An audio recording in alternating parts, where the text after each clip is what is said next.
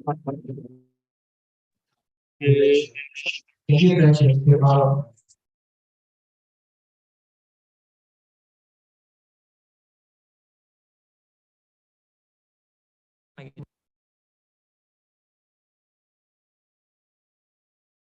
Him. Alhamdulillahirabbil alamin. Hamdan syakirin, hamdan naimin, hamdan yuafi ni'ma yukafiru mazidah. Ya Rabbana lakal hamdu kama yang bahil wajhikal karimi azimi sultanik. Allahumma inni as'aluka salamatan fid din, wa afiyatan fil jasad, wa zidiyatan fi ilmi, wa barakatan fi rizki, wa taubatan qablal maut, wa rahmatan indal maut, wa magfiratan ba'dal maut. Allahumma gfir lana wa liwalidayna walil muslimina wal muslimat wal mu'minina wal mu'minat al ahya'i minhum wal amwat innaka sami'un qaribun mujibu da'wal yaqadi hal hajat. Oh Allah, today Monday, October 3rd, 2022, in this beautiful village, we gather here to bring about an international public lecture. The theme is the next generation networks and technologies and their application in healthcare. Make this international public lecture as a useful science assembly, as a medium of sharing useful ideas, knowledge, and experience of scholars, research, and students of various disciplines. May the conference we organize today benefit to our lives, broaden our knowledge, sign up our ideas, and let us to be successful, productive persons, which in turn will boost dignity of our nation. O Allah, guide and bless our hearts and our minds with the light of your guidance. Impart your supreme wisdom upon our activities. Help us to speak our minds clearly. Help us to listen to each other, respect each other, love each other so that we are included to the blessed persons.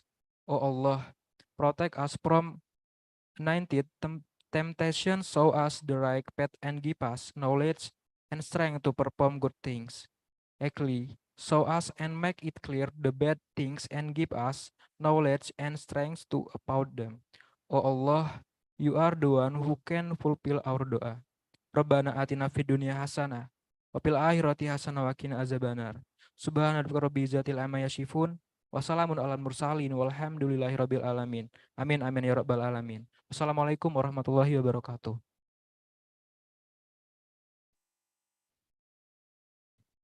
Thank you for Jerry Marlian, who has led our prayer today.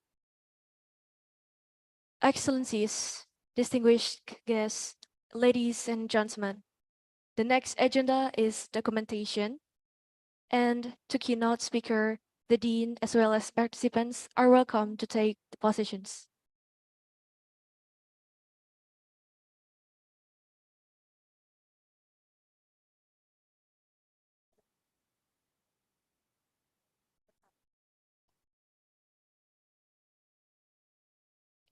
And the participants in the Zoom meetings, please turn on your camera and our operator will take the screenshot from slide 1 until the last slide.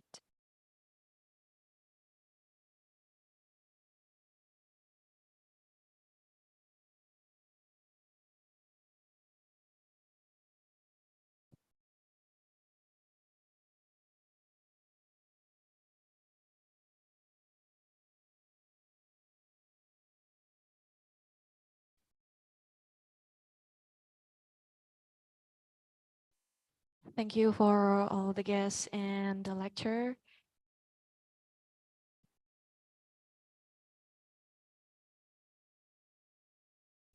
We inform all the participants to remain in this room. We're about to proceed to the plenary session. Ladies and gentlemen, without any further ado, now please help me welcome our keynote speaker, Dr. Shyamo Siwegli. The keynote speech will be led by Bapak Miswah Susanto, ST MSc PhD. Please welcome Bapak Miswah Susanto, ST MSc PhD. Bismillahirrahmanirrahim. Assalamualaikum warahmatullahi wabarakatuh. Uh, Thank you very much, Miss Master of Ceremony, and I would like to thank to Dr.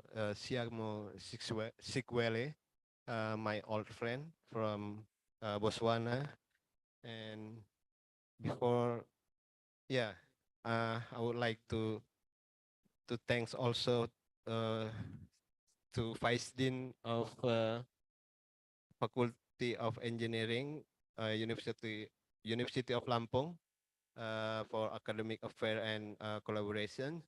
And thank you also for Head of Department of Electrical Engineering, uh, Faculty of Engineering, University of Lampung, and Vice Chair of Electrical Engineering Department, Mr. Maizano, also to come here, and also the lecturer from Electrical Engineering Department of Electrical Engineering. And before I give time to Dr. Siamo Sikwele, I like to read the brief uh, s- biography profile summary of Dr. Siamo Sikwele. Dr. Siamo, are you there? Can you hear me Yes, clearly? yes, I'm here. Can you hear me? Okay, thank you. And Thank yes, you. I like to read your summary here. Dr. Sikwele obtained his PhD in cloud computing and telecommunication from the University of Bradford, UK, in 2017, and he holds also Master of Engineering uh, conducted between 2009 and 2010, and also he obtained Bachelor of Engineering uh, in 2006 and 2009 in Electronic Telecommunication and Internet Engineering from the University of Bradford with first class. It is a very high degree in UK, and in addition he did his BSc in 2004 to 2006 at the University of Botswana with 4 4.6 over 5 cumulative GPA. Is it right, Dr. Siamo? Yes, that's right. High rank in your country, I think. And he also obtained his uh, GCSE in Sase River School, Tonota, Botswana, with 7 A's. Wow, it is a very high achievement. And he is currently working from 2019 as a lecturer at Botswana International University of Science and Technology in the Department of Computer Science and Information Systems. He has more than 8 years of teaching experience from New Era College in Botswana from 2010 to 2013, and the University of Botswana between 2011 to 2013, and from BIUS, BIUS is Botswana International University of Science and Technology from 2009 till now. So, and he worked as a research assistant between 2017 to 2019 at the University of Bradford in the Newton Fund grant funded project of with the funding about 90,000 pounds sterling, and it is to work with us. Is it correct? With University of Lampung as well, from for the Yes. rescue, uh, which involve developing a smart home and a healthcare interoperability testbed. He is involved in several local and international research projects, He has more than 21 peer review research publication with 14 of them as the first author. He is currently supervising 4 master students and 2 PhD students. And he has organized several workshops and is also editorial member in journals. And his research area currently are cloud computing, wireless communication, digital healthcare, interoperability, semantic web, and ontologies, fog computing, artificial intelligence software and website development, cloud radio access networks, IoT and wireless sensor networks, optimization, fuzzy logic, and computer networks, and graph theory. And since I met you in 2018, I think you extend your research field is more on high newest technologies, and I think that's a very great summary profile from Dr. Siamo Sikwil, and time is yours for your lecture now. Please, your time. Okay, I can start now. Yes, please. Good. My name is Dr. Sigwele, and right now the time is 9:30 a.m. And I think that side is 2:30. So good afternoon there. I'm really happy. I miss Lampung. I really miss Indonesia. I came there 2 times. I was visiting there, I think it was 2018 and 2017. Let me share my slide.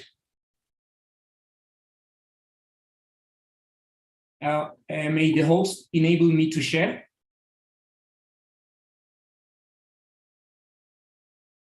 I think, yes, you can. Can you share? Okay, it says host disabled participant screen sharing. Oh, yeah. Please, host, allow speaker to be co-host. Yes, I Yes, think ready now. it's okay now. Yeah.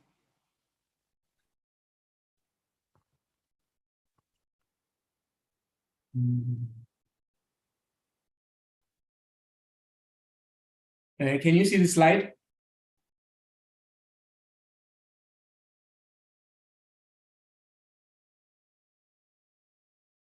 Hello?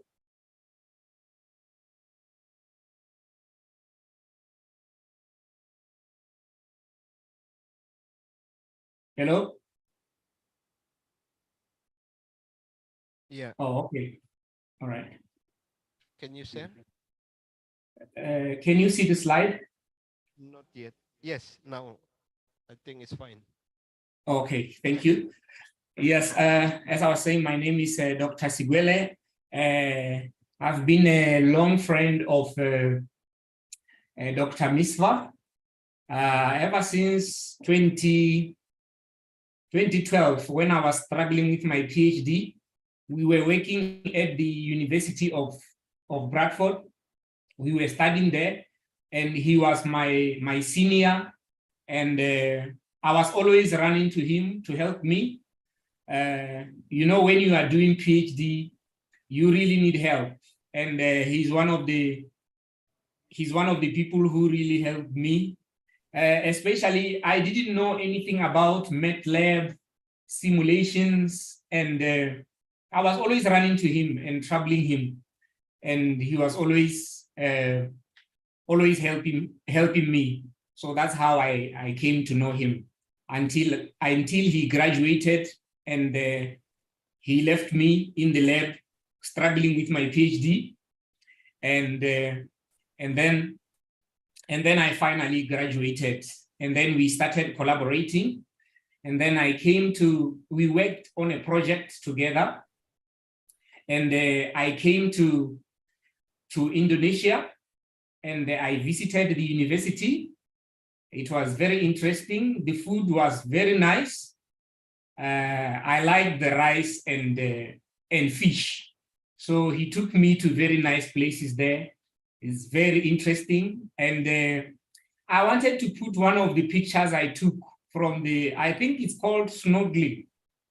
I've never done it before, because I'm afraid of water. So they took me into the water, and it was a very nice experience.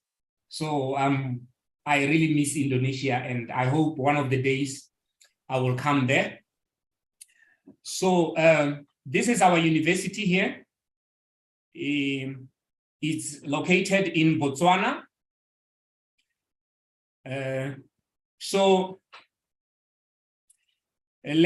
was deciding to actually try and walk there, because here I am here. I'm here in Botswana, and the University of Bandar Lampung is here. And this is like 8,500 kilometers. So the average human being, the average speed of walking is 5 kilometers per hour. So if I can walk, I will take 70 days to arrive there, which is 2.3 months. So it will not be easy for me, because I have to eat on the way, and it will be difficult. So I decided, let me try and take a flight and maybe attend this meeting. Still the same distance, but the average speed of a plane is around 740 kilometers per an hour. That will take me around 11 hours. This is just direct flight. But, normally we don't have direct flight to Indonesia. So we come from Botswana to maybe South Africa, then South Africa to Indonesia. Or we go all the way maybe to UK, and then from UK, because United Kingdom is here, then we go to Bandar Lampung here. So it might take like 2 days or 3 days, and which might also cost, because tickets are very expensive, which takes us to our topic today, that wireless networks are very important, because now we are connected through Zoom. And this is me here. Am I clear? Can you hear me?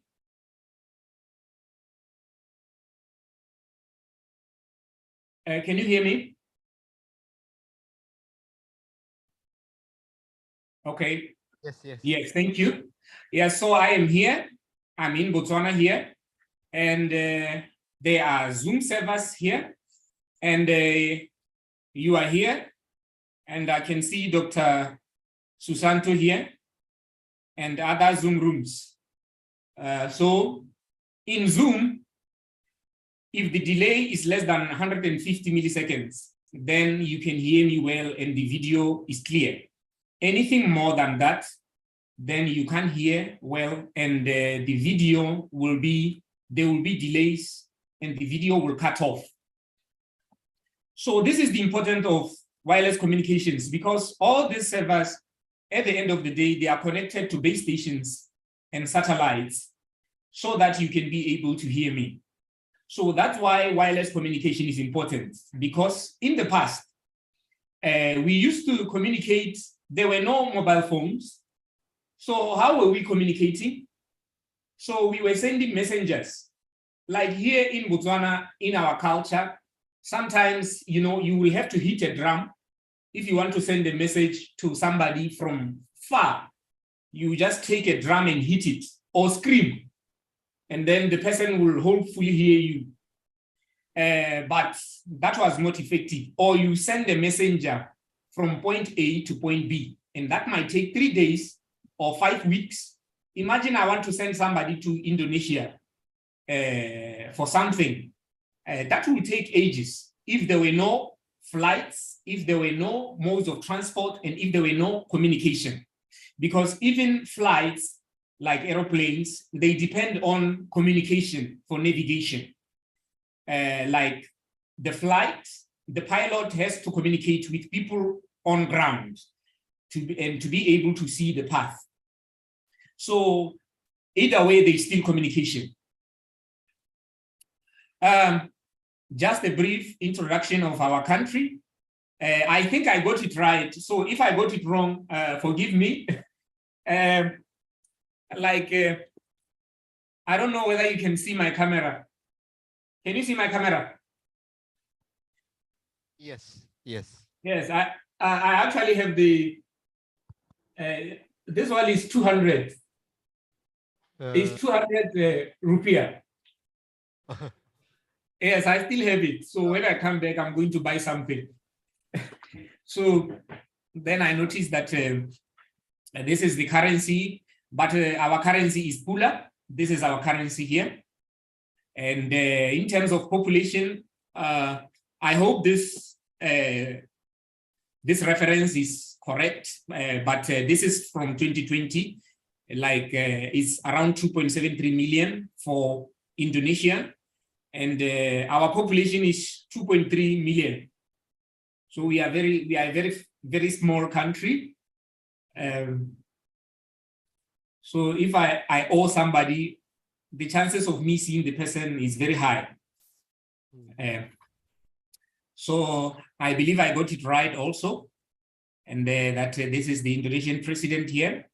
And this is our president here from 2018. He's called Dr. Mokgweetsi Masisi. We are like a democratic country where we have president and we vote. And that's the mode of governance. Okay, back to the cellular networks. As we can see, this was a powerful cell phone in the past. When you have this cell phone, you are like the most respected person in the society. But you know, I think Steve Jobs, I think he was born here. The guy who invented Apple phone, I think he was still alive. Yes, 1981. So maybe he had this phone and he was using it. So this is the evolution. And then we went to this ones. So you see that there were antennas there. And then as we evolved, the antennas, you see that they are still there, but they were eliminated now. They were embedded inside. And then you see that there are buttons. And then as we went on and on and on, all the way from 1G to 4G, now we started removing the buttons and removing the antenna. And now we have a powerful smartphone with cameras and which can do many other applications. As this cell phone evolved, also the applications on the mobile phones evolved, and many different things like the speed of the phone and how much power it can handle, so that you charge your phone and it can take a long time, because battery charging the phone is very important. We need to make sure that we buy a phone that we can charge and it lasts for a long time. So that is actually one of the most important attributes of a phone. And maybe cameras, yes, but normally the battery is very important. We don't want to be recharging and recharging, and also different technologies and speed. So we have the latest is 5G, which I think was implemented around 2020. And this 4G has been global.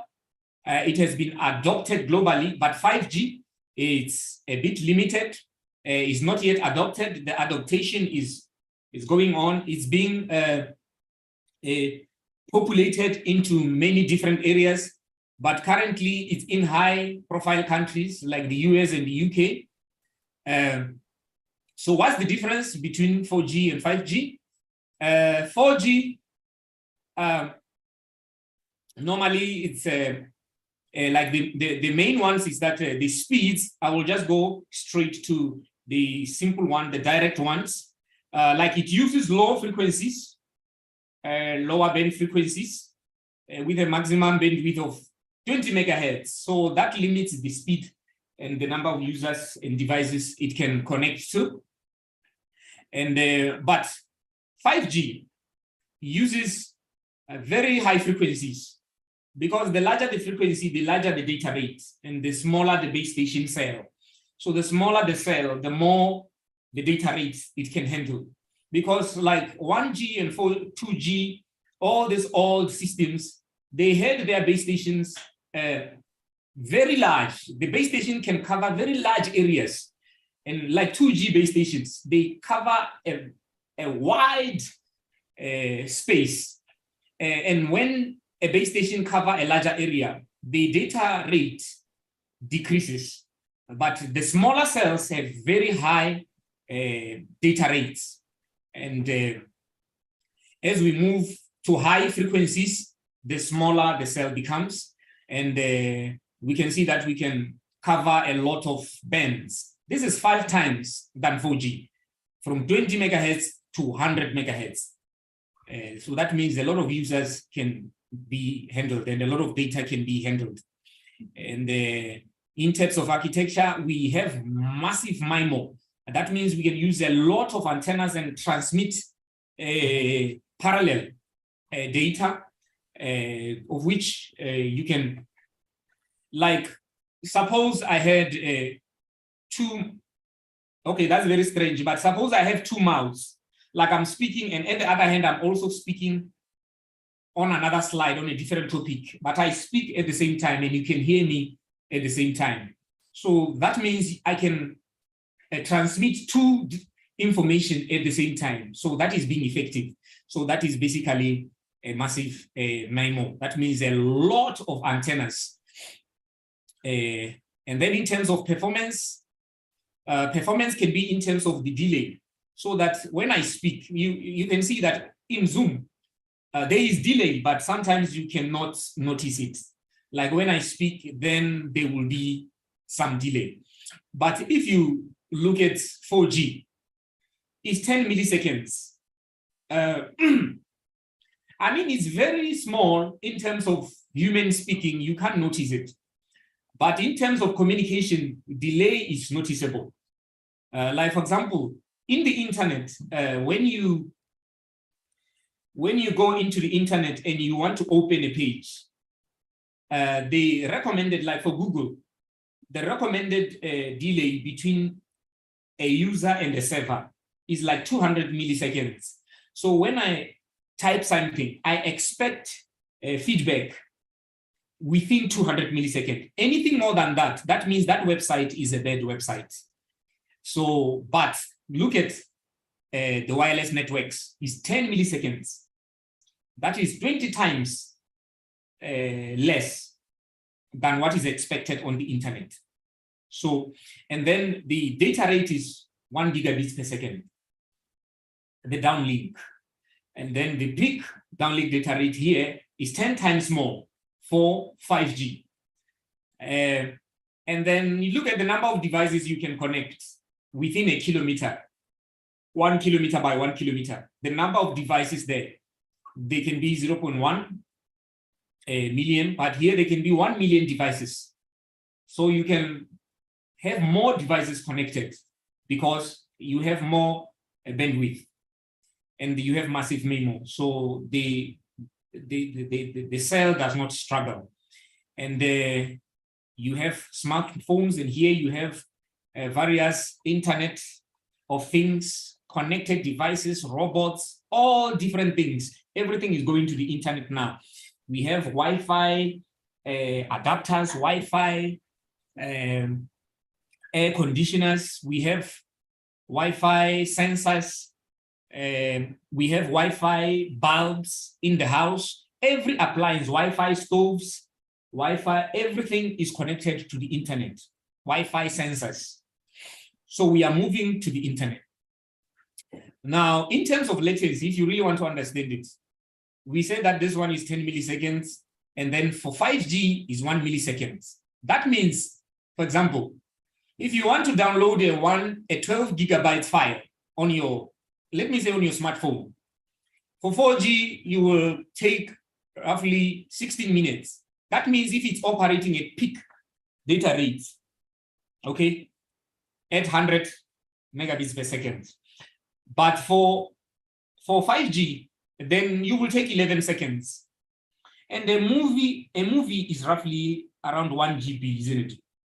But, you know, we have 8K movies, 4K movies that are now with high resolution.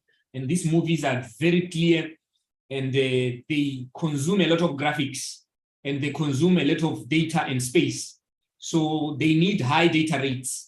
Otherwise, you, like when you go on YouTube, you know that there are data speeds, the video speeds that you can choose. So when your network is very low, like 3G, you can't watch movies of 1080p. So you have to lower the data rate to maybe 240p or 540, somewhere a lower speed to match with your internet network. Okay, so we went all the way from 1G from 2.4 kilobits per second. These are very low data rates. This one in the 1980s or 81, that big cell phone, that one, it was only voice.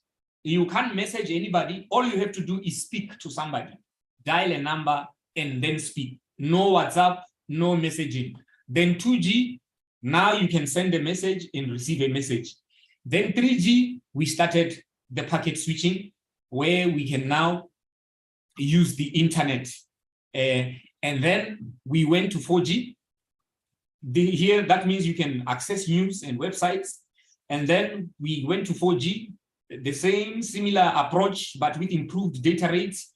And then 5G, the same approach with improved, more improved data rates. And now we are in 6G. I mean, like we are heading towards 6G, which now we all know that artificial intelligence, things like blockchain, all these technologies, cloud computing, big data, so they have to be incorporated in 6G. So that's the direction now with new spectrum. So that means all systems, normally when there is an evolution, they have to be backward compatibility, such that my 6G phone can be able to connect to a 2G phone. So that means the old systems, they have to be in place. You don't have to remove them. The old base stations, you don't have to remove them. If you remove them, your new base station should also support 2G and 3G, because there are people who cannot afford a 6G phone. Like, for example, this iPhone 14, you know, it has a technology of embedded SIM card, of which that means in our country, we can't use iPhone 14 because we don't have that technology. We don't have the 5G technology they have. And we are used to a phone that you put a SIM card, or you open the phone and put a SIM card, or you open the phone and put a battery. But this iPhone 14, now you can't open the phone to put the SIM card inside. So we don't have that technology of embedded SIM card in our country. So that's a limitation. My direction is that 6G comes with implications, and it comes with advantages and also with disadvantages. That means you have to adopt to the technology. For example, in our country, that means the base stations have to be upgraded so that they can be able to accept, so that we can be able to use the 5G technology. Okay, I hope it's visible. So basically, this is I was supposed to talk about 5G, but the direction is 6G, and there's still other direction of 7G and 8G, but we don't have to confuse ourselves. So we will go step by step. So the future currently is 6G, because 5G has been rolled out rolling out means that it's being implemented in countries. I could have put some of the countries that have implemented 6G here, but countries like the UK and the US, normally that's where most of the things are done there first. And maybe other countries that I don't know, and I think maybe Indonesia also, with very high technology. We have, this is just a comparison of the previous data rate, of which 6G there, you can see that, okay, let me open a new slide. I hope they are visible. Okay, so it's like up to 1 terabits per second. This is very high data rates. 1 terabits per second. 6G, the delays is like 0.1 milliseconds. Remember 5G, we said is like 1 millisecond, isn't it? 4G, we said is 10 milliseconds. So as we improve, the matrix of latency decreases. So we have to be reducing. Why? So that when we talk, for example, and when I talk on Zoom and I don't connect to my, like I connect directly, because now I'm connected with Wi-Fi. So if I connect directly with 5G now or 6G, then there is no latency on my phone. I can be in the bush and I'm connected to Zoom and everything is working perfectly. So like, for example, battery life, well, these things are the peak. Normally, practically, you will see that the delays, we don't normally meet this. But this is to push companies and industries that want to implement this to know that this is the optimum value that they have to meet. Normally, you will see that if the requirement is 0.1, they will achieve 80% of this, as a rough estimate on a practical sense. Like if they say 20 years battery, you will see that, like, for example, 6G will be a lot of Internet of Things connections. There will be a lot of devices connected together from everywhere, household, industry, vehicles, robots, healthcare things. So we need sensors that can last for a long period of time, because we know that Internet of Things, as soon as you say Internet of Things, one, you are talking about the connectivity. Number two, you are talking about the battery life. How long can that sensor last, the battery in that sensor? So with 6G, you can connect a sensor to another device where you want to send your information, and the sensor can last for a long period of time without being charged. Okay, this is battery life actually, not battery charge. Battery life meaning that when your battery actually dies completely, dying not in terms of charging it and then tomorrow the battery level is low. I mean, when the battery is now completely dead, you can't even charge it. So that one is 20 years, and that's what we really need, because I think I use iPhone 7 Plus, and I think I changed it after maybe 3 years. So that is roughly the battery life. So I don't need to be changing after 3 years. I just need to be recharging the battery for a long time so that it doesn't cost me. Also, the charging part is very important. Like, for example, normally our smartphones is like a day. Our old phones, I can take 5 days with the old ones, the 3G, the 2G ones, the ones that involves only SMS and calling. I can charge it in 5 days, I'll be using it. But this new smartphones, only a day. The person will be on WhatsApp, Facebook, at the end of the day, the battery is finished. So industries are working on that so that at least you can take at least maybe 22. I see the iPhone 14, the battery charging, it can take you up to, when you have charged your battery fully, it can take up to 22 hours. Maybe when you are playing the video and you are not stopping the video for 22 hours, that's when the battery will start dying. So that's a very great improvement. So you can connect a lot of devices within a meter. You can connect 100 devices.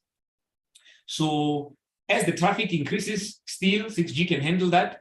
And it's very energy efficient. Okay, outdoor and indoor positioning, which is 10 centimeters. And then we have extreme coverage.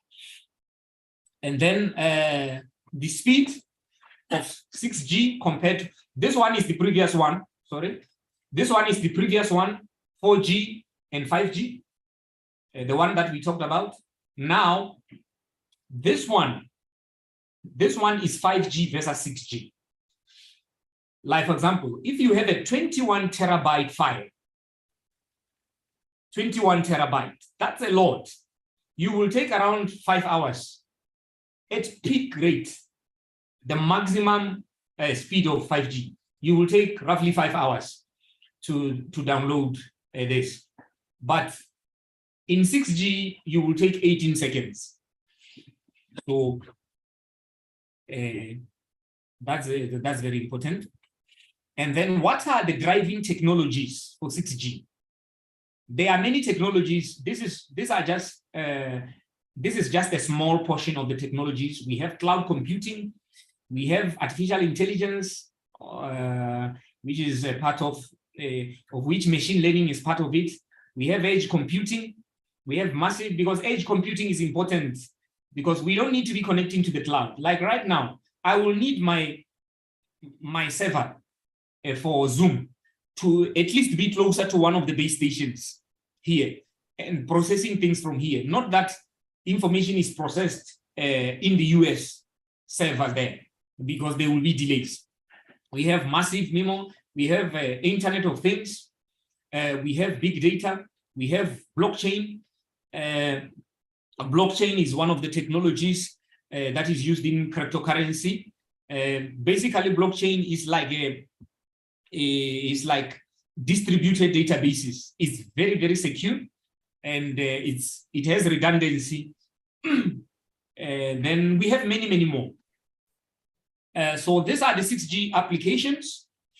You know, for 5G, we have enhanced mobile broadband, but for 6G is super EMB. Well, this is just like the research direction. It's not yet what can I say? It's not yet made official. Okay, so we are expecting super enhanced mobile broadband, which is used in many unnamed aerial vehicles like drones for intelligence. We have self-driving cars, smart homes with many, many sensors there, where I can control my aircon. If I forgot to switch it off, then I can switch it off with an application while I'm at work. Self-driving cars like Elon Musk, self-driving cars now. I just need to get into the car and I start eating my breakfast, and I do what? And then I prepare my notes while the car is driving to work. And I'm just relaxing, not driving the car. And then we have smart connected cities. We have massive machine type communication. We have things like social sharing, Facebook, YouTube. We have gaming. Nowadays, the youth are involved in gaming, which requires a lot of data rate. You don't need any lagging when you are playing a game. I think some of you are playing games. I don't know. I wish I can ask some of you what kind of games you really like. You will see that these games, they need a high connection speed. You don't want to be, maybe you are playing a game and then the person freezes. The one that you are using, he freezes. Then maybe you will, if you are playing a game with opponents, then they might kill you or something. So you don't need anything to freeze. You have holograms where, for example, if I was to present this meeting like I'm presenting it now instead of Zoom, then with hologram, it needs very high data rates. So you can see my image there, my 3D image there, like a projector, but it's 3D, and I'm speaking like I'm in my office. You have many, many other things. I can't mention all of them here. Vehicle to vehicle, industrial automation, vehicle to infrastructure. And then we have the healthcare section. So the healthcare section uses the ultra reliable low latency communication. because look at things like telesurgery in healthcare. Telesurgery means like you are performing surgery very far. A doctor, and I know that, for example, we have 8K. This is a very high resolution, which requires a lot of data rates in terms of videos. Okay, back to telesurgery in healthcare. You can see that I'm about to finish. Maybe in 5 minutes, I'll be done. All of these things are based on Internet of Things. Then we have telesurgery. So telesurgery involves surgery that uses wireless communication to perform, like you can have a doctor in Indonesia performing surgery to somebody here in Botswana. So this can work through robotic surgery machines, such that we will have a clinic. In that clinic, there are machines. Let me say there is a robotic machine that performs surgery in the heart. And normally, we don't have many trained people that perform these surgeries, like surgery for the heart.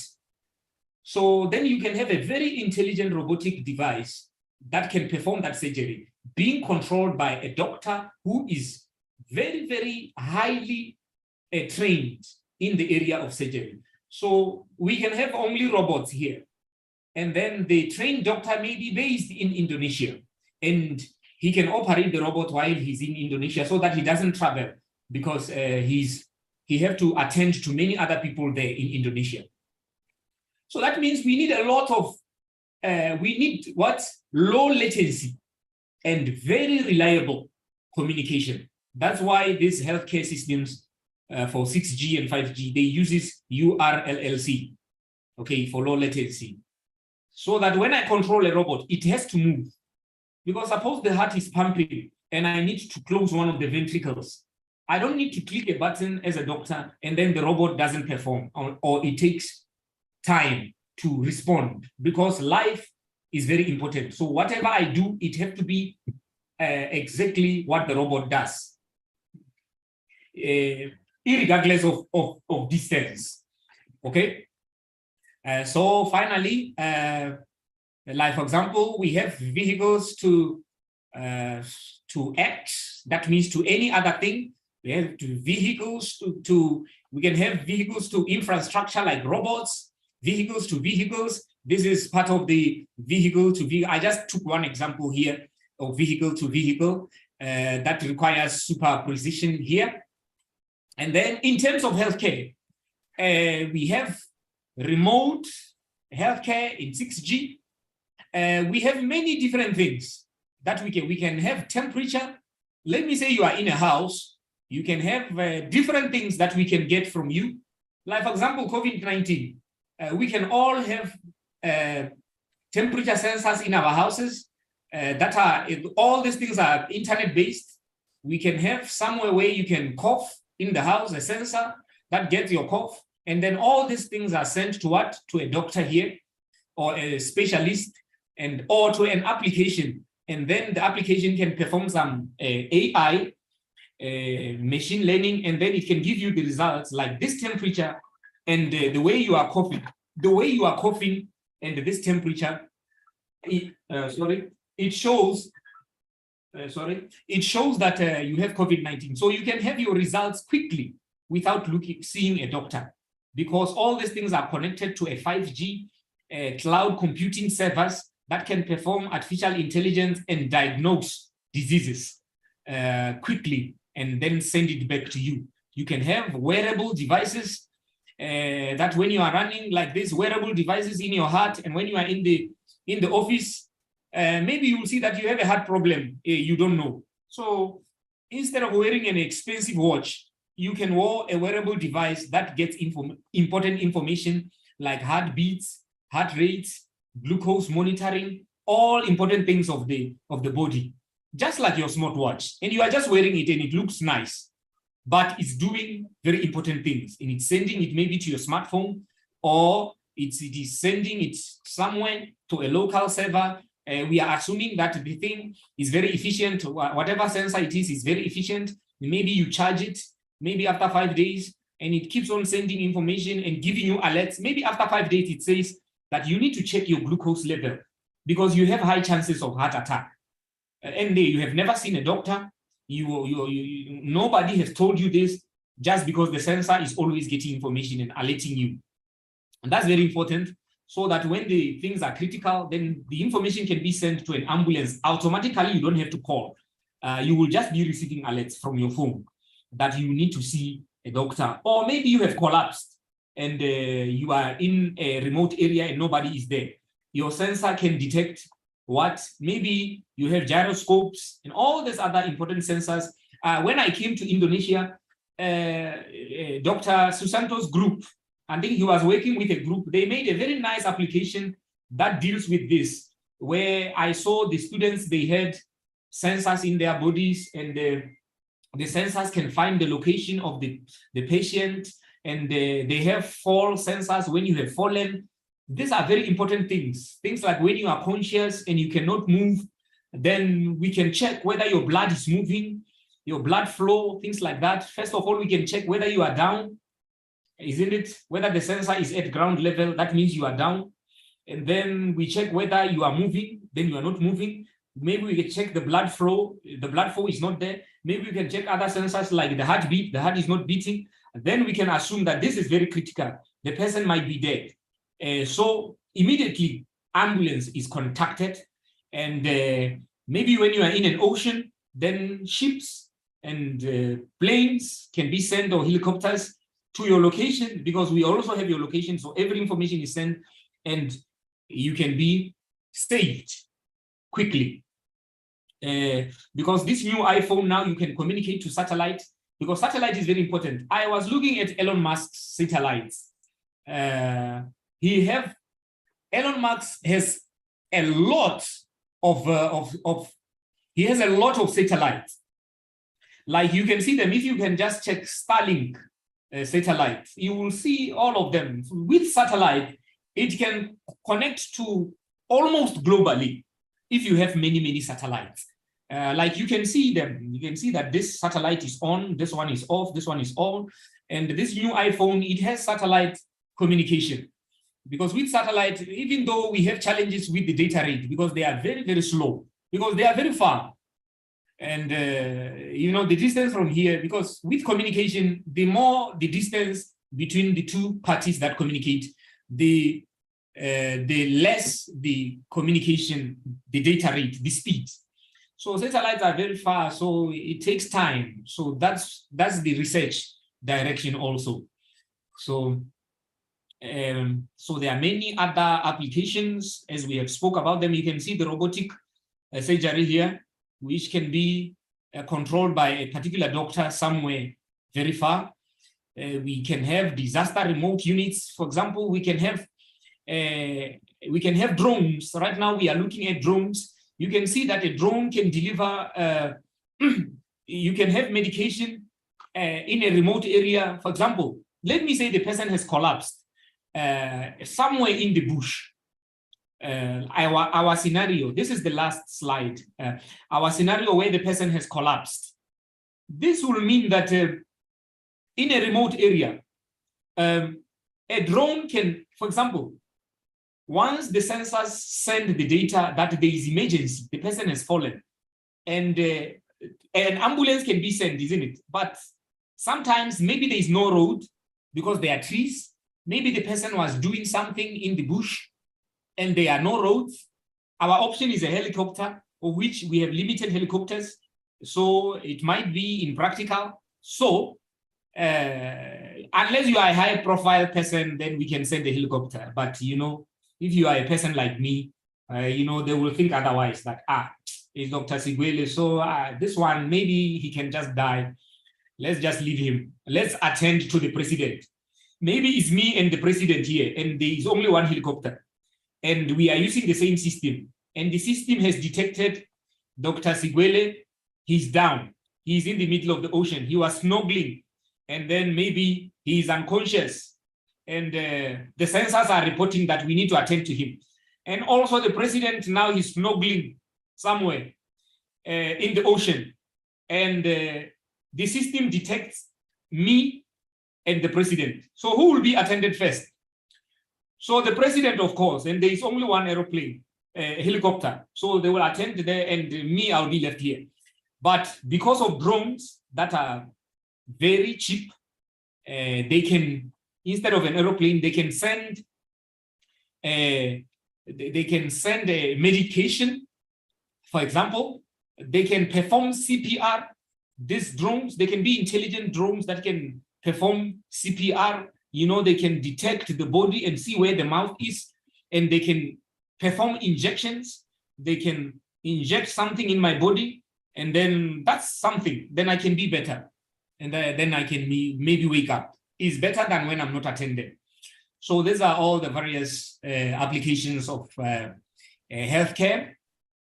Oh, this is the last. Yeah, we have artificial intelligence, telehealth, visual reality, robotics, augmented reality, all this, machine learning or artificial intelligence, quantum computing, remote patient monitoring, wearable technology. So these are all the applications of healthcare. So thank you very much, Dr. Misfa. I think this is the direction. You know, every time when people say this 5G, the research, somebody will come with a research paper that says 6G. As soon as there is 6G, somebody will come with a research paper that says 7G. And as soon as there's 7G, somebody will come. So it goes on and on and on. So we need to depend on what is being implemented, what is being rolled out. Okay, not because the research publications, they can confuse us because they are proposals, but they are not really what is being implemented. Okay, because what is being implemented is 5G and the direction is 6G. Okay, thank you very much for your time. Ms. Fa, I will hand back to you. Thank you. Okay, thank you, Siamo. It is very interesting presentation from you, and yeah, I like to ask the audience here. Yes, we as for your information, Siamo, we have about 60 or 70 student here, and the online audience is about 160. So Wow. yeah, it's yeah. Wow, there are many. Yeah, because your topic is very interesting, and it is latest issues. And Yes. okay, and I give chance for audience, whether offline or online, to ask. For the audience online, just raise hand in the Zoom meeting.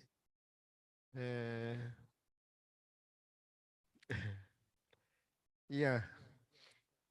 Yeah, I remember when you come here, 2018, and we did about healthcare issues for the hospital. We are going to connect a clinic in. Yeah, there is one audience to us. I postpone my comment to you. Right. Yes. Maizano, please, microphone. There any one question? Yeah.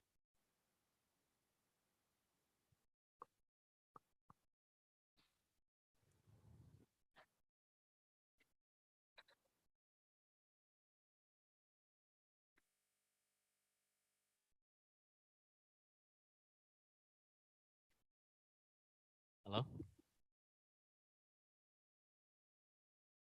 Oke. Oke. Assalamualaikum warahmatullahi wabarakatuh. Assalamualaikum warahmatullahi. My name is Meizano. We have met before, Mr. Siamo, when you came to Bandar Lampung. I remember we met at Hotel Mercia. Oh, hi. Yes, yes, I remember. Yes. Yes. Okay, I have a question for you about 6G actually, uh, because it uses a millimeter wave. Is there? I don't know if research has have been done enough to know what the health, the the danger, the danger to our health for the millimeter wave. And if if I understand how the millimeter wave works, it means shorter distance when we compare it to 4G or 5G. Is that true? Yes, yes, Thank you very much. yes. Yes. Thank you very much. That is a very, very important question. Especially first of all, I'm really happy to see you. And I think you are a very good student. That's very good. And that's a very, very intelligent question. Thank you so much. Yes. Yeah, millimeter waves, in the past, you can see that we were always told that don't put your mobile phone in your hand, isn't it? In your head, in your ear. Like don't sleep with your mobile phone next to you. All these dangers of waves. Like if you can really see for 4G, for example, we are living amongst all these waves because they are everywhere. If you look at your phone, it has an enabled 4G antenna. That means there are 4G signals almost everywhere. Okay, let me say 3G, for example. There are signals of 3G everywhere. As I'm moving like this, they are bouncing in my body. Just because I'm not a cell phone, that's why I can't process them. But if it's a cell phone there, then it will process it, isn't it? So that means they are entering our bodies, and but they are not that crucial, you know. Like for example, we have been living. Of course, there are health issues that they can cause. Like when you look at microwave, for example, because you know that we have been using a microwave which are directional between base station and base stations. And you see that a microwave is very, very dangerous. Even the microwave of the same one that we use to cook. You see that if you can cook and heat something, so it's very, very, very, very dangerous, microwaves. But the millimeter wave signals, of course, they have health issues, but it's not that bad. But these are the things that researchers are looking at. That's why, because a lot of research is being done on mobile phones. I think I shouldn't take much on one question. I should be very quick. So that's the research that is going on to make sure that. So I think you just have to know that it's very safe, because these researchers are very, very intelligent. They do a lot of tests before they can roll out a technology. So they take deep thoughts on it. That's why technology takes time. You can't have 1G now and then you have 2G tomorrow. So it takes time to research and do a lot of research on healthcare, on the environment, on a lot of things. So yeah, it's being taken care of. Okay, yeah, thank you. Yeah, I'll be quick on the next question so that more people can ask or give comments. Yeah. Okay. Yeah. Thank you for the explanation. Is that answer the question? Yeah. Okay. Is there anyone who has question? Next question? Yeah, please. Oh, all right. In Zoom meeting first. Somebody raise a question. Raise hand. Who? I cannot Oh, see. in Zoom. Okay, let me see. Someone? Is there anyone in Zoom meeting? Host? Nobody. Nobody. And This. yes. please.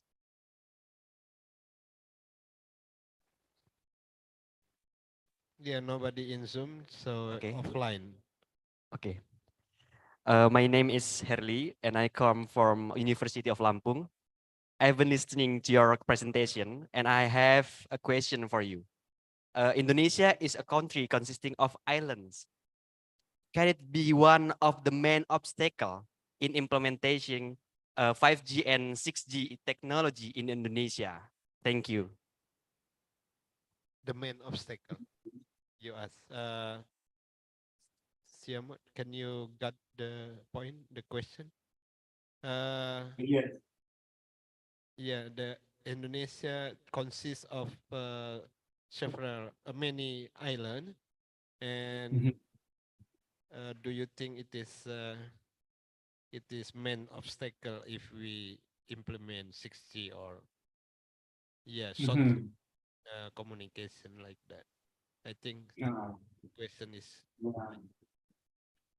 this is very important questions. Just so that you know, all these questions, Dr. Misfa, he knows them. He knows the answers. So I know that as I'm answering, I know that he knows.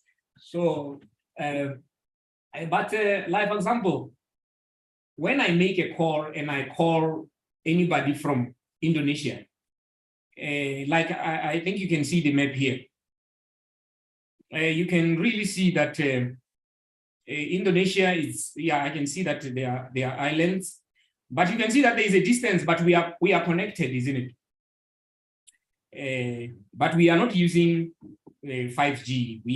I'm using Wi-Fi here, and I'm connected, but the distance is very, very, very far. So within Indonesia, that's why now we connect also to satellites, okay? But there are also ocean connections. Sometimes they use fiber. So they are connection lines. I forgot what they are called. That runs in the ocean. That connects islands and nations.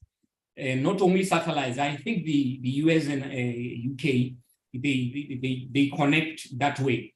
So it's either by satellite or also by this oceanic connections with very, very, very high speed, so that the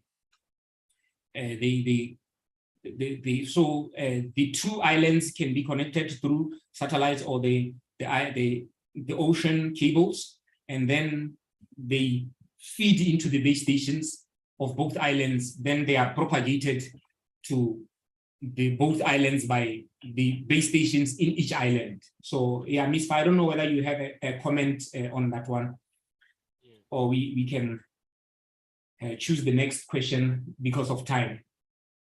Yeah, I think the answer is is possible by satellite communication or fiber optic submarine, like something like that. Is it what you mean? Yeah, is it answer the Yes. question? Thank you very much for the explanation, sir. Right. Okay. Is there anyone else? Yeah. On site again. Somebody has.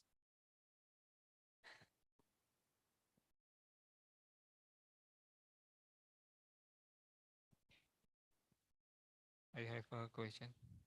Yes, please. Yes, please. Thank you, Dr. Siamo. My name is Fadil.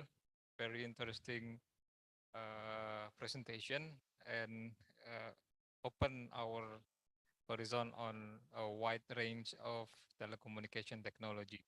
As we can see from your presentation, there are a wide evolution from 1G analog system, 2G, digital, 3G, 4G, all IP network, 5G, millimeter wave, and I see there is 6G.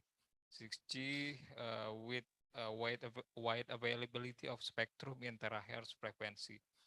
In the last presentation, I have a question about the slide 6G application in healthcare.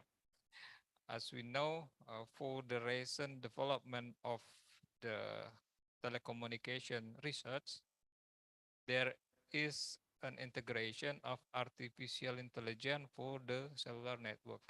Considering for the 6G cellular network, as we know, wide spectrum availability in terahertz will give very short distance of transmission. I mean very high attenuation, of course. My question is, in what aspect or technical specification we can integrate the artificial intelligence in 6G cellular application? I mean, is it possible to integrating artificial intelligence, for example, in spectrum receive signal estimation or in modulation, or in what aspect? Maybe your answer will give a new direction for our research. Thank you, Mr. Siama.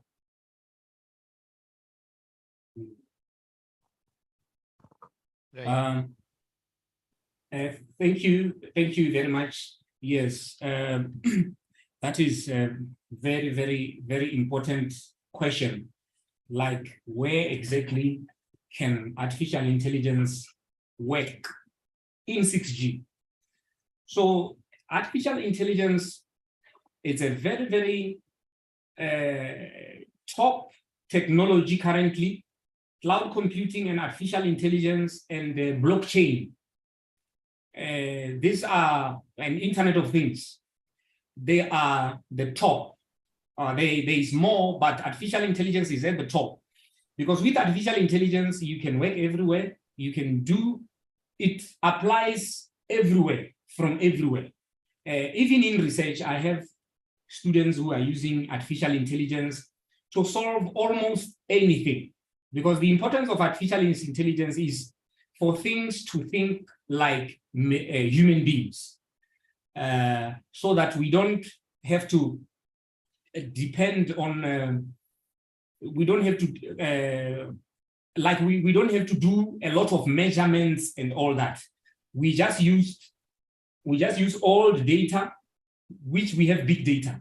So we just make estimate on our old data, and then we can predict and make a rough estimate before the thing happens. We can know it. So that's the importance of artificial intelligence and machine learning, and how it applies to 6G. There are many, many things. Like you talked about attenuation. There are many publications on using machine learning to reduce interference, because the system is like, machine learning is all about the system learning from the data, learning itself and adjusting itself based on the data, so that it can even predict and give alerts and recommendations of what needs to be done. So there are many mechanisms that like artificial intelligence is used in many things, like interference cancellation, in MIMO, it's used in all those other things, modulation, using artificial intelligence to actually predict what kind of modulation is better. Because you know that users in a base station, users that are at the edge of a base station, usually they have low data rates.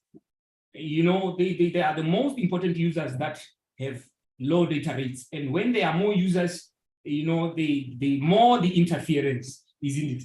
All these things, the clusters and all that, when you look at things like device-to-device communication, how to make clusters, because even in clusters, there is interference, all these things with machine learning, when you have the previous data and the current data of the devices, their locations, their data rates, how they normally transmit their movements, the base station, then you can be able to come up with a model that can predict and choose better modulation rates, that can choose a particular MIMO configurations. So the system can be like software defined depending on the environment. That is very, very optimal. Instead of hard-coded instead of let me say hard-coded programming in the mobile phone, like choosing depending on the environmental condition, but it's really not effective. With machine learning, the device can actually adapt to the environment to achieve very high data rates and avoid interference. So it applies in almost all these other technologies everywhere. Cloud computing, robotic surgery, wearable devices, all of them, like diagnosis of diseases, they use artificial intelligence. Machines, they use artificial intelligence. To detect whether they have to use more power or not, they use artificial intelligence. So it applies everywhere. I took a long time. I thought I would take 1 minute. Right. That answered the question. Thank you very much. I think great answer. Yeah, we have 30 minutes left. What 30 minutes? So, is there anyone else who has question? Oh, we still have time. Oh, yeah. We have enough time. Yes. We will limit 15 minutes to for closing. Is there anyone else? Yes, please. Another student here, Siamo. Your topic is very interesting. We are going to work together for this. Right. Bismillahirrahmanirrahim. Yes, please. Yes. Assalamualaikum warahmatullahi wabarakatuh. My name is Iqbal Inggelangono. It's very nice to meet you, Dr. Suwele. I already read your paperwork about energy efficiency about 5G and healthcare system. So that's very interesting. And what I want to ask is, how about the next generation like 6G to energy efficiency? Do you think it's possible to use energy efficient if you use 6G? Because it is quite not a lot of research to do with 6G right now. The last time I hear of something about 6G is there's a scientist in Nanyang International in Singapore. They developed a chipset for developing a network terahertz so that they can transfer data around 2 terabytes per second. I think there's not a lot of technology that can do efficient energy using that much amount of power. So that is my question. So if I hear you well, are you saying energy efficient in what? In mobile phones or in base stations? Let me explain. I think in any other technologies like 2 terabyte of energy is quite high in my opinion, because only if in smartphone Okay. already a lot of heat and energy consumption. Oh, okay. Yes. That's a very good question. Okay. He read your about energy efficiency for 5G, but he would like to know more on application of energy efficiency for 6G. Is it correct? The point of question, yeah? Yes. Right. Okay. Yes. But the parameter of energy efficiency is important. Also, I think you can explain it to what the energy efficiency parameter on your paper. You know, I think the paper on Elsevier, is it correct? What paper do you read? Energy efficiency in network 5G and 5G RAN in healthcare.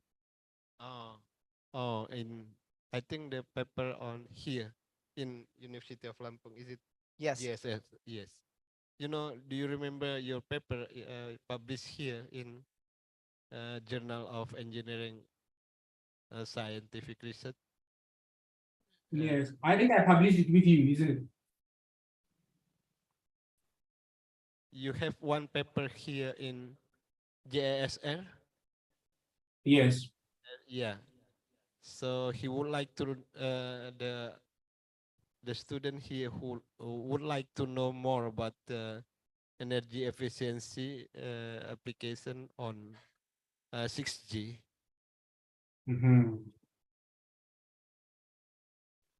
Oh, okay. Then your paperwork, is it possible for 6G, the energy efficiency consideration? Oh, okay. That's a very important. Let me check. That's a very important question because energy efficiency is a very, very, very important field. So I hope you can see the slide here.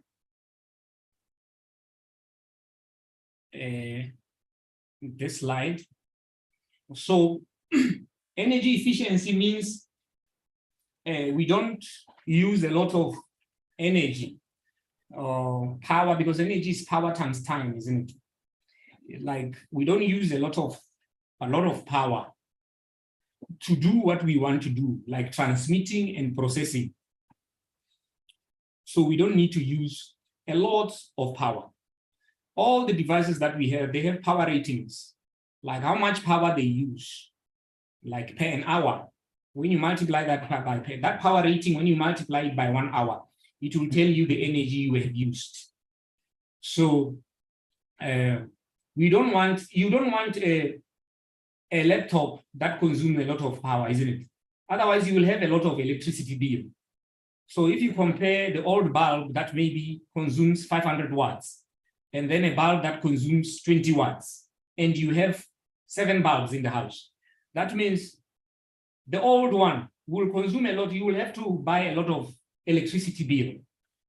So we need a device that will perform efficiently, but use a lot, not a lot of power, so that you don't have to charge your phone frequently. Like if I was on this Zoom meeting and my laptop that I use is not connected to the internet, it's just laptop. At the end of the day, I needed to have to be able to keep the battery power for a particular amount of time. That means the computer itself don't have to consume a lot of power. So these devices that we have for 6G, as I told you, these are companies like there are many different, like ITU, all these different companies that are involved in like the requirements of all these 6G things. They sit down and they collaborate with many other people and companies, and they think and they make what tests. They make tests on mobile phones, on computers, on environments, on anything. They set up their devices. They go and do the experiments before they roll out the technology. So for the devices to be energy efficient, normally, like for example, a mobile phone, it has to be able to dissipate power efficiently so that it doesn't overheat. But that power that it dissipates, it don't have to be much. Like I don't want to go into detail of all these things, like where power passes through or when current passes through a particular appliance, then heat is dissipated. So we don't want a cell phone that will consume a lot of power generally. So research is going on such that whatever processors, whatever devices that are being made in terms of energy efficiency, we are saying that let that device not use a lot of electricity bill or let not that device drain a lot of power. That's basically it. That's what we are saying. If you are devising an antenna for 6G, for example, let that antenna not draw a lot of power from the phone that we are going to use. If you are devising a technology or an algorithm, maybe Dr. Susanto is devising a network coding algorithm for 6G. That algorithm should not consume a lot of power and drain a lot of power from the mobile phone. So that whatever you are doing, let my phone not suffer in terms of battery. So basically that's the idea. And it's possible. It happened in 4G, 5G, it's happening. We have this mobile phone, it takes 20 22 hours, for example, while you play it constantly on video, the iPhone 14, I don't know whether it's Pro. So it's feasible, and technology is still evolving, and energy efficiently they are making things more and more energy efficient. Okay, and cloud computing is part of it also, where you can switch off some of the base stations and make some of the base stations be running when there is no traffic. For example, you can't have all the base stations being operating while there's nobody, people are sleeping. Otherwise, we will have a lot of electricity bill for the the grid. So we switch some of them off if they consume a lot of energy. Then when more people come, then more base stations are switched on. So that is an energy efficient network, so that we don't use a lot of electricity and pay much. Because we use coal here, and coal affects the environment.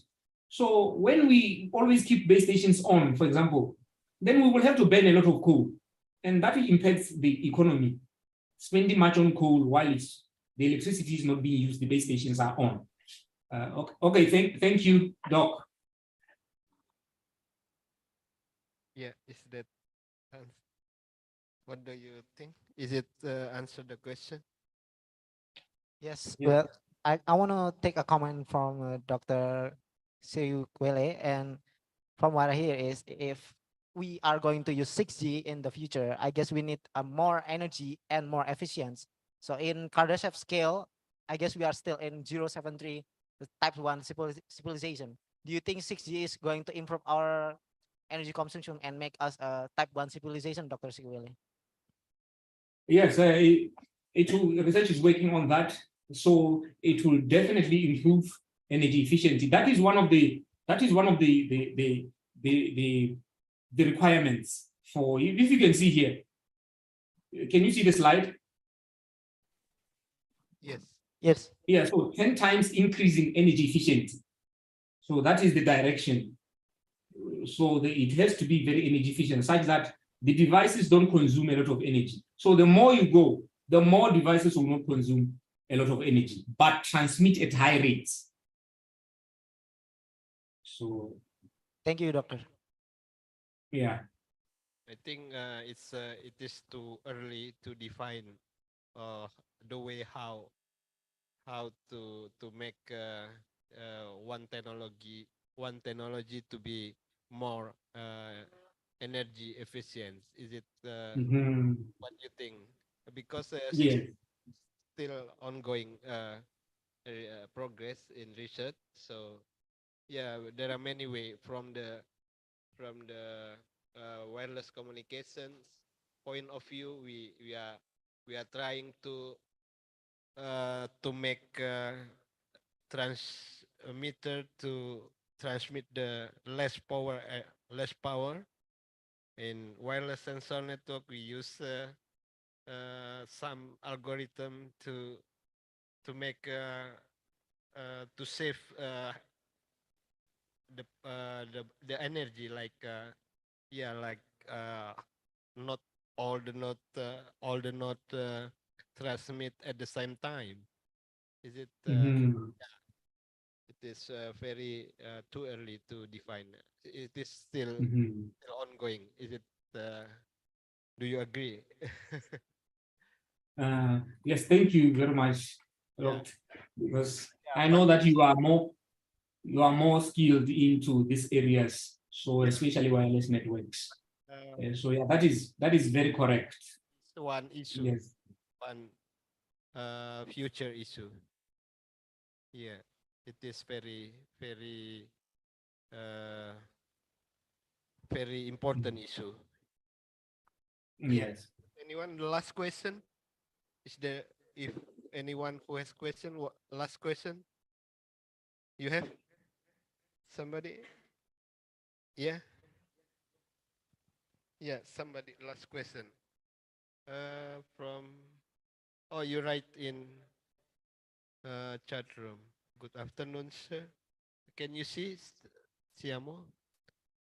My name Raihan Maulana from University of Lampung. I need to ask you something, sir. My question is, how about the possibility of hacking on healthcare systems, sir? if it is possible, how we prevent it, sir? Thanks. Before. No, the possibility of what? Sorry. The possibility of hacking. It is about security, I think. Yes. Okay. Yeah. Wow. You have very active students there. The questions they are very good. Right. These students, they ask even better questions than the conferences that I always attend. Yes, Those important issue in healthcare application. I know that. So, what do you think the question is? Yes. So yeah, hacking. Hacking is very. That's why it will not be easy to hack as we evolve with technology.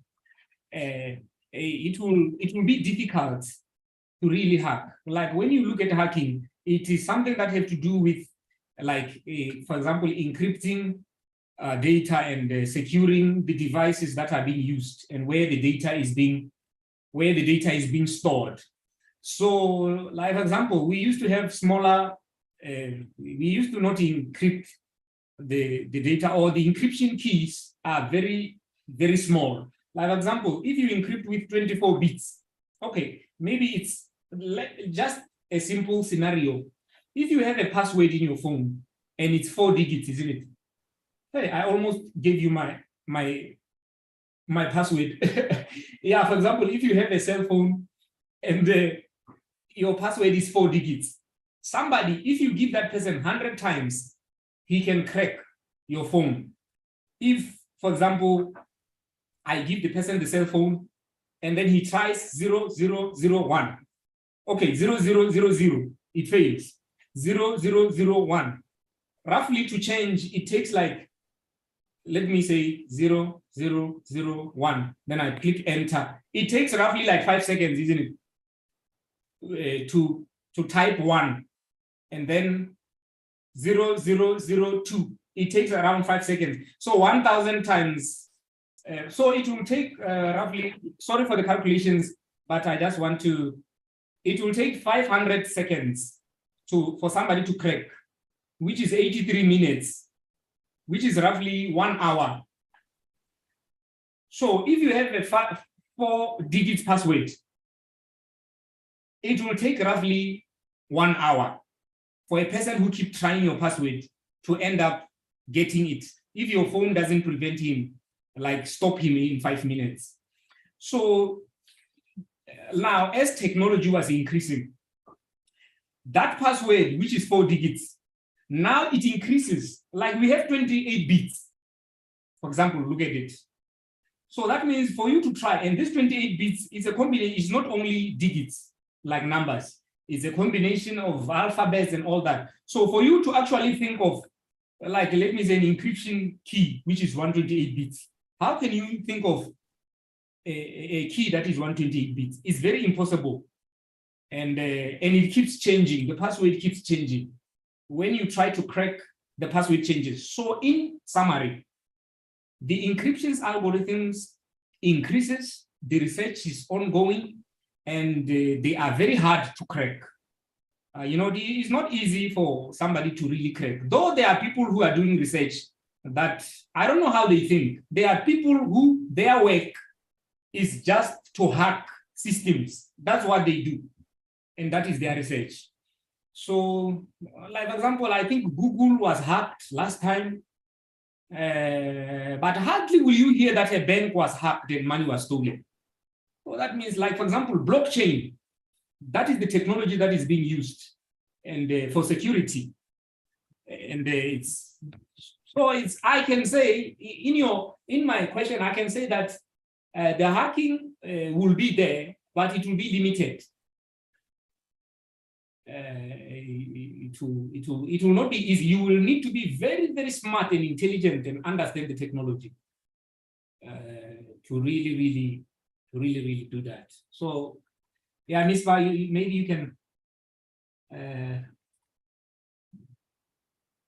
I don't know whether I've answered well. but you don't have to worry much about the hacking.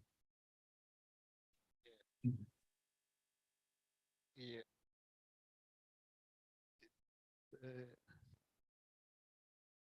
Do you think is it enough explanation?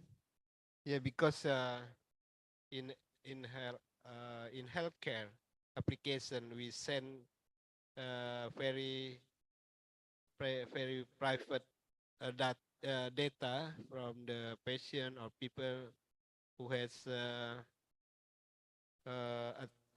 attached by the devices. So the security issues is very important. So it is everyone who has the same devices can hear and can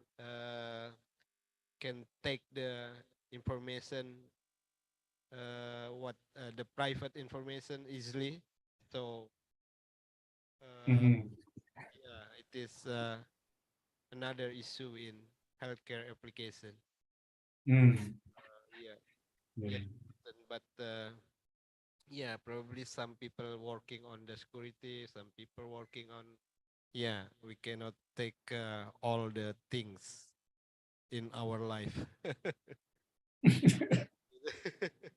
Like, I think, is there anyone? Nobody. I think because we have 10 minutes left, I think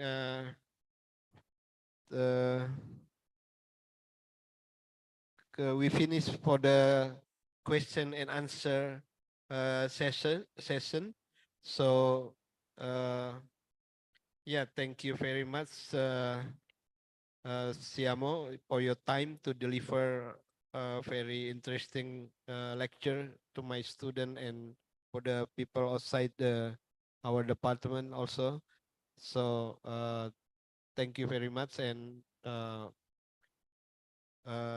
I conclude that there are a lot of issue remaining for the 6G or generation network in healthcare applications that we need to define and work together in collaboration.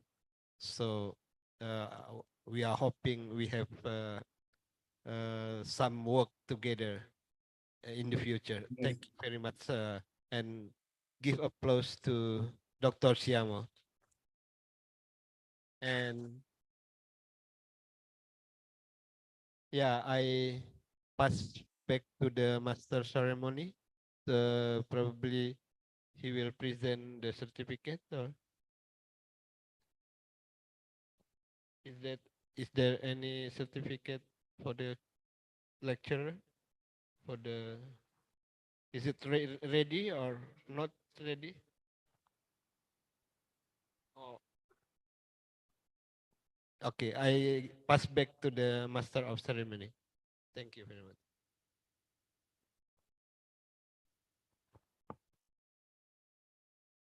Thank you for Bapak Miswa Susanto for moderated the plenary session. Ladies and gentlemen, finally we come to the end of this event. To close this event, let's recite Hamdalah. Alhamdulillahirabbil alamin. Ladies and gentlemen, that is the end of our event, and I am Queenie Intanfilia as the master of ceremony today. Beg your apology for any mistake, and thank you for participating this event. Wassalamualaikum warahmatullahi wabarakatuh. Thank you so much. Information for Dr. Syamo, we may please stay in the room and we will take our